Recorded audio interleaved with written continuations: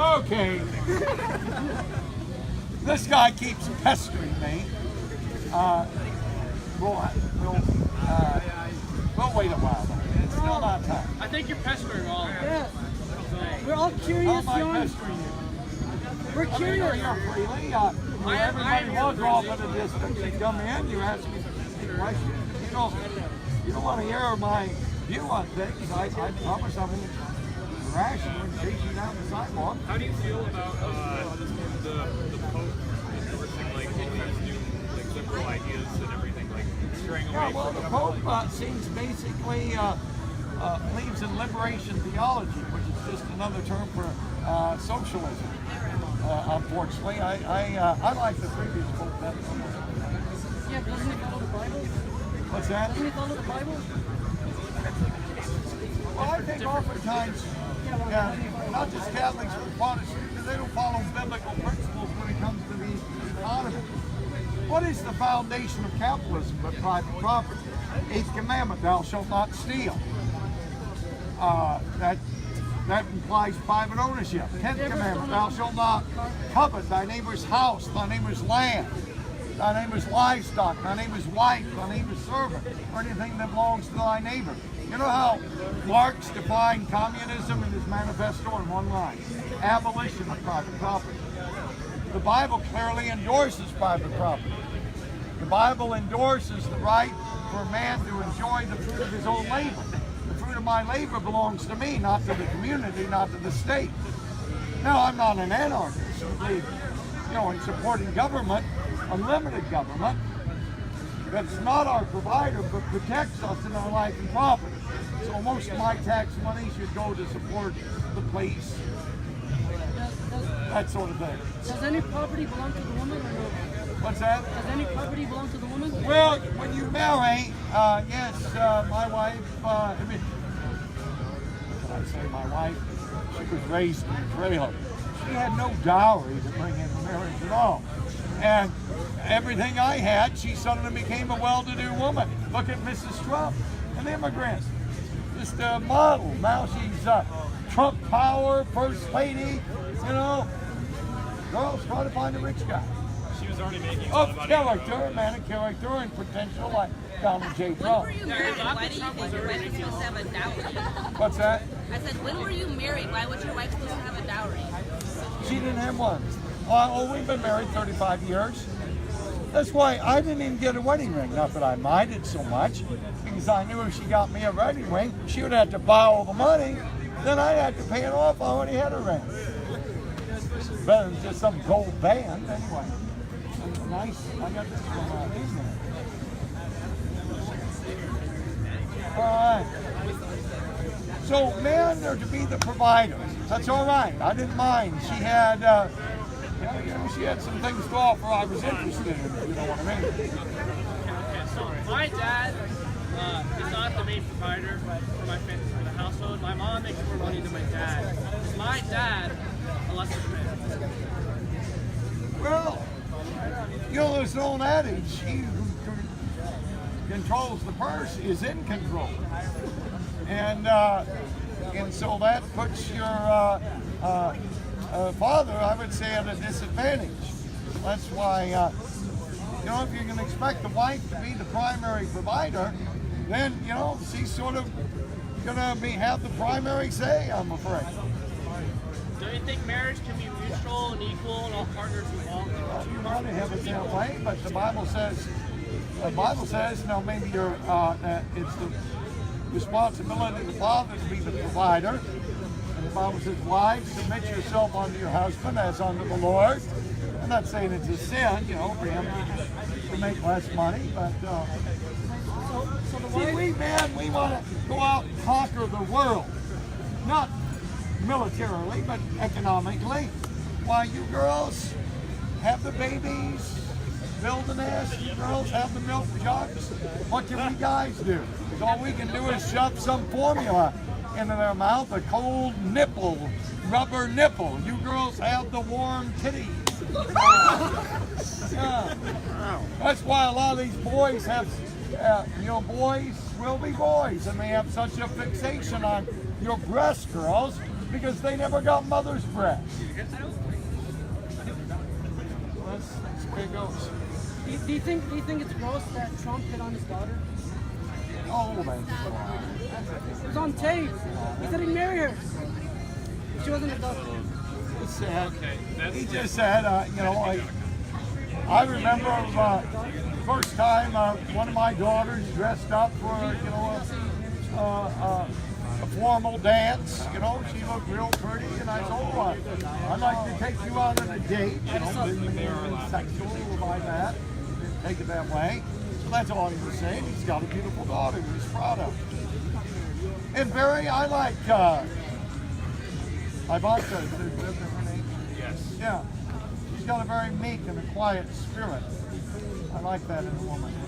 She doesn't say too much, but it's a very accomplished woman. Had her own business there for a while. Now she's busy helping out her dad with her husband. Has how many? 3 babies or whatever? 3 children. And she's trying to not let him destroy the country as much as she can. What's that? She's trying to keep him from destroying the country as much as she can. Destroying the country. Do you think? Building up the country. Okay, let's go back to that. Building up the country. How do you properly build up the country? Do you want to do I think by giving people freedom, economic freedom. There's so much regulation today, it's often difficult to enter the market and compete with those who are already established in the market. And sometimes those who are established in the market want regulation because they don't want any competition. They already have the lawyers and so on, and political connections to continue to be empowered and make it very difficult for somebody new person entering the market. So free people, free. He wants free trade, but No, he doesn't. He does not want. ultimately he does. But, No, he does not. But he says he does. How do you know? Hey, do you do this type of stuff on Sundays? Like, what is your usual Sunday? My Sunday? Okay. Well, I travel a lot. So I usually got some speaking engagement in the church on Sunday.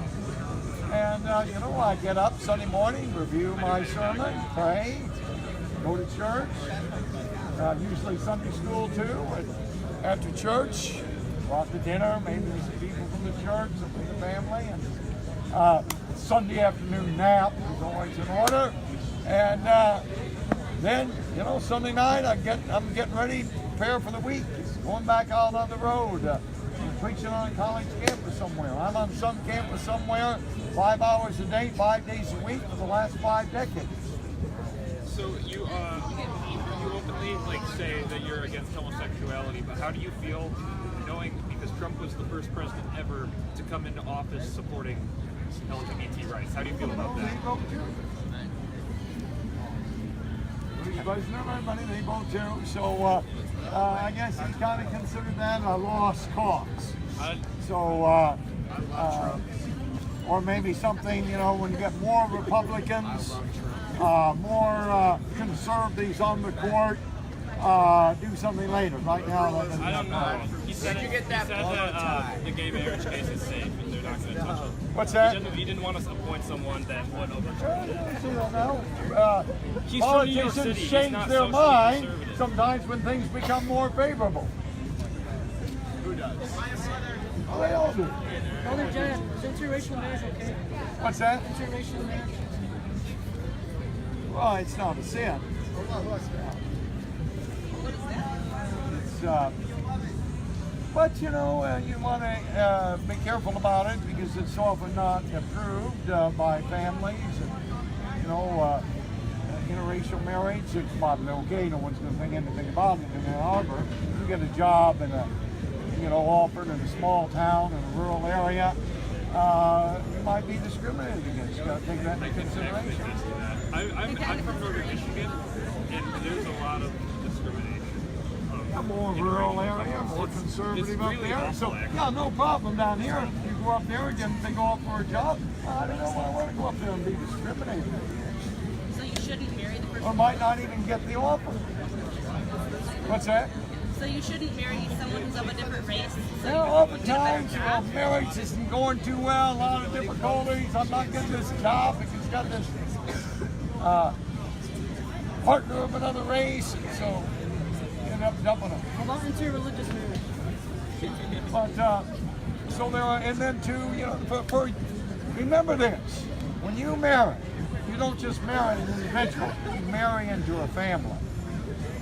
And oftentimes, the family, whether it be the black family or the white family, doesn't approve. And then you can come to some sort of crisis, and you never should have married that honky anyway, or you should have never married that Nigger anyway. So yeah, maybe I shouldn't have. So we end up in divorce. So these are practical things you've got to consider. You know what I mean? How about interreligious marriage? Oh, I would advise against that. You want to, if you take your religion seriously, you want to marry someone that believes like you do. Then, especially when the children comes along, are they going to be raised Catholic? Are they going to be raised Protestant? Are they going to, you know? And then finally, they say, well, let's not fight over. We won't go to church at all. So these are things you got to think about. See, you girls especially, you get to think about weddings. Who's going to be invited in the wedding, what you're going to serve, and what kind of invitations you're going to set out. If you would think as much about the marriage and just plan the marriage as well and talk everything over, that's much more important than the wedding. And you end up, the dad has to spend $30,000 on the wedding, and you could just have them give you that $30,000, and you'd have a nice down payment ready for, you know, your first house. Okay, so a lot of people aren't having kids nowadays because it's actually too expensive to have a child. What's your opinion? Well, we had 5, and we would have had more. When did you have 5 children? My goodness, the oldest one is, or youngest one is 24. Oldest one is in the 30s. So you can do it.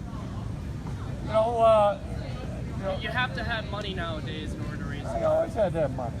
Okay. Well, I mean, I remember my dad used to tell me that he worked 2 jobs to get through college, but he worked a job at a fast food restaurant and he worked a job moonlighting for an industrial company. And those jobs just don't pay as much as they did back then relative to college tuition costs. Because can any of you out here imagine working like an entry-level job at minimum wage to pay yourself through college? Well, I'll tell you something. So if after a year you're still making a minimum wage, you're probably not showing you have much value to your employer. If you're punctual, get there on time every day, you become a valuable employee. You can say, hey, if you don't give me a raise, I'm going to go work for another company, and they'll give me a couple dollars more an hour. Right, how easy do you think it is to quit your job? Life isn't easy. So Okay, life isn't easy, but never has been. that's dismissive. How difficult do you think it is to quit your job? All right, find a new one in this economy. The economy is getting better with Trump in there. Yeah. Okay. Yeah. That's also very And dismissive. so be creative. Do something unique.